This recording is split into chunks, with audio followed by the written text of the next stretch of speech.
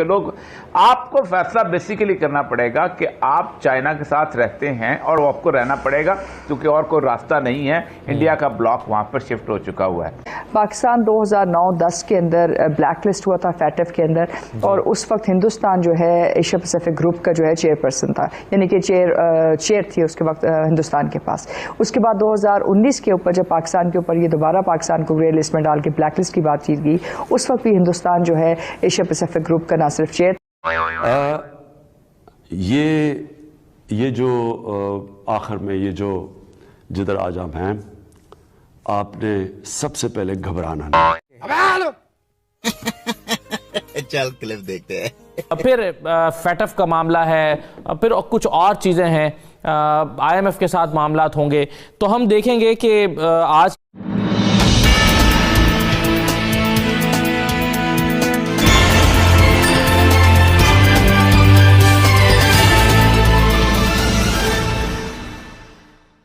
میں کہ پاکستان کو کس ملک کے ساتھ تعلقات کو بہتر بنانے میں ذرا مشکل کا سامنا کرنا پڑے گا, کون سے نئے بلاکس بن رہے ہیں, پاکستان کہاں کھڑا ہے, یہ تمام چیزیں آج کے پروگرام کا حصہ رہیں گی. ماریہ سلطان صاحب ہمارے ساتھ موجود ہیں, سینئر تجزیہ کار. بہت شکریہ ماریہ صاحب, آپ کو خوش آمدید کہتے ہیں. آپ کے خیال میں 2021 میں کون سے چیلنجز پاکستان کے سامنے رہیں گے؟ دیکھیں 2021 جو ہے بڑا اہم سال ہوگا پاکستان کے لیے اور پاکستان کی خارجہ پالیسی کے لیے, کیونکہ اس وقت پاکستان کو کچھ فیصلے کرنے ہوں گے. سر فہرست تو یہ ہے کہ پاکستان امریکہ کے ساتھ اپنے تعلقات کو کتنی حد تک استوار کر سکے گا. یہ اس پس منظر میں ہے کہ اس وقت امریکہ کے جتنے بھی معاہدے ہوئے ہیں ہندوستان کے ساتھ وہ اپنے حتمی جو ہے انجام تک نہ صرف پہنچ چکے ہیں, لیکن 2021 سے ان کے اوپر عمل درآمد شروع ہو جائے گا. اس کا مطلب ہے علاقائی طور کے اوپر امریکہ ہندوستان کو اپنے پارٹی اور اپنے جو ہے ایک طرح سے آپ حامی کے طور کے اوپر دیکھیں گے.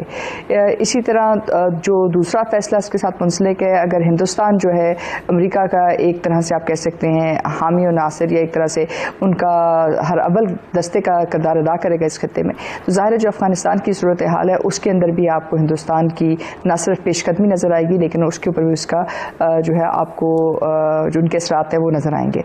اس کے ساتھ ساتھ آپ کو اس بات کا بھی فیصلہ کرنا ہوگا کہ چین کے ساتھ آپ کتنی حد تک آگے چلیں گے, اور جو سی پیک کا جو دوسرا فیز ہے جس میں انڈسٹریلائزیشن یعنی صنعت کاری اور اس کے ساتھ منسلک مختلف چیزیں, ان کو آپ آگے لے کے کیسے بڑھتے ہیں.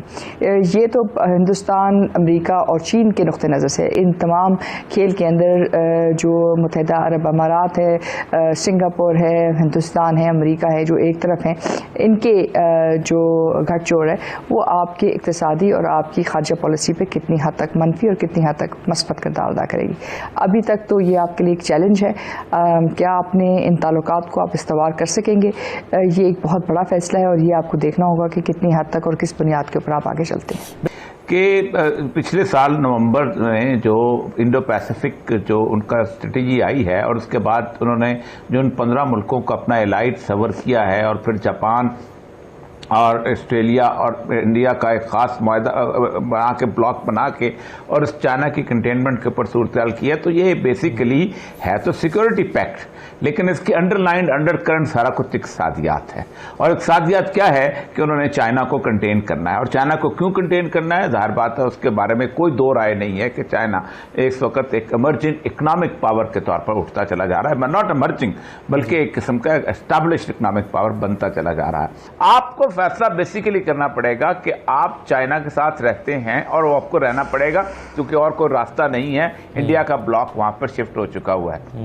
ہمیں یہ بات نہیں بھولنی چاہیے کہ اس وقت امریکہ جو ہے ہندوستان کے ساتھ اپنے تمام جو معاہدے ہیں ان کو ایک حتمی انجام تک پہنچا چکا ہے. اس کا مطلب ہے تقریباً 60 سے زائد معاہدے. اس کا مطلب ہے کہ اب امریکن دفاع اور ہندوستانی دفاع اب یکساں ہوگا. اس کا مطلب ہے کہ ان کی علاقائی نقطہ نظر یکساں ہوں گے. اب ایسی صورتحال میں اگر آپ یہ سمجھتے ہیں کہ امریکہ جو ہے آپ کے ساتھ اس قسم کے تعلقات استوار کرے گا جہاں آپ کی اقتصادی اور آپ کی جو سیکیورٹی کی جو نیڈز ہیں, یعنی کہ جو آپ کی ضروریات ہیں ان دونوں کو پورا کرے گا, تو یہ آپ کی غلط فہمی ہے. اسی صورتحال میں آپ کے جو آئندہ 4 سال ہیں وہ مشکل بھی ہوں گے اور مختلف بھی ہوں گے. اور اس میں اگر آپ سی پیک کو ایک طرح سے جو ہے وہاں اس بات کا فیصلہ نہیں کرتے کہ ہندوستان اور امریکہ کے جو تعلقات ہیں وہ اقتصادی طور پہ کیسے آپ پہ امپیکٹ کرتے ہیں, اور آپ نے اقتصادی طور پہ چین کے ساتھ اپنے انڈسٹریل پالیسی کو کس طرح طے کرنا ہے، تو یہ آپ کے لیے نہ صرف مشکل ہوگا لیکن آپ کے لیے ایک بہت بڑا چیلنج بھی بنے گا، کیونکہ آپ کے پاس پلوامہ ٹائپ اٹیکس بھی جو ہے جاری ہوں گے، جہاں نان کانٹیکٹ وار کے ذریعے وہ آپ کے اوپر مختلف اقدامات اٹھائیں گے، لیکن اس کے ساتھ ساتھ اقتصادی طور کے اوپر بھی فائنینشیل ایکشن ٹاسک فورس کے ذریعے آپ کے اوپر جو ہے دباؤ جو ہے جاری رہے گا. تو یہ ایک آئندہ 4 سال آپ کے لیے آسان نہیں ہوں گے، بہت مشکل ہوں گے. پبلسٹی وائز بہت کہا جائے گا کہ امریکہ جو ہے پاکستان کے ساتھ ہے، لیکن اندرونی طور کے اوپر اور علاقائی طور کے اوپر اور بین الاقوامی سطح پہ آپ کے لیے بہت بڑا چیلنج ہوگا اگلے 4 سال. صحیح ہے. اس میں اس چیلنج میں کو نیوٹرلائز کرنے کے لیے جو نیکسس بتایا جا رہا ہے امریکہ اور جو انڈیا کی جو ڈیلز ہوئی ہیں، اس میں چائنا اپنا کتنا کردار ادا کر سکتا ہے درانی صاحب؟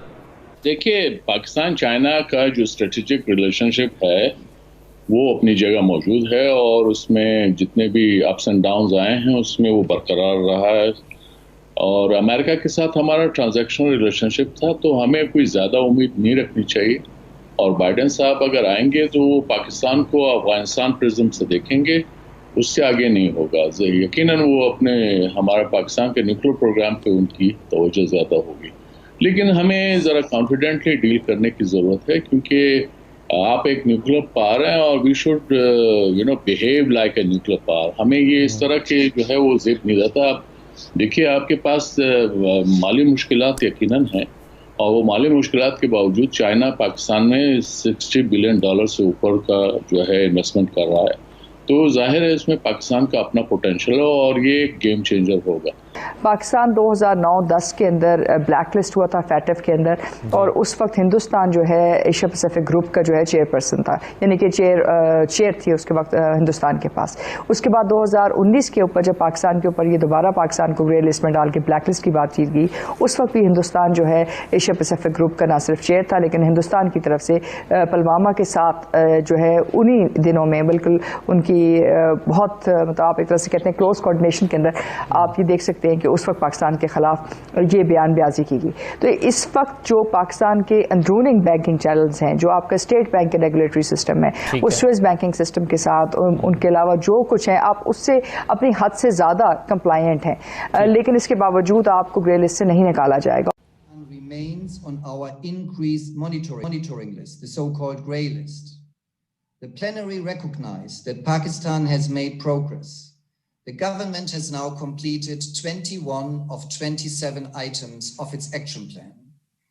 The government of Pakistan has signaled its commitment to complete the rest of its action plan, but it is clear, even though Pakistan has made progress, it needs to do more. Pakistan cannot stop now. It needs to continue to carry out reforms.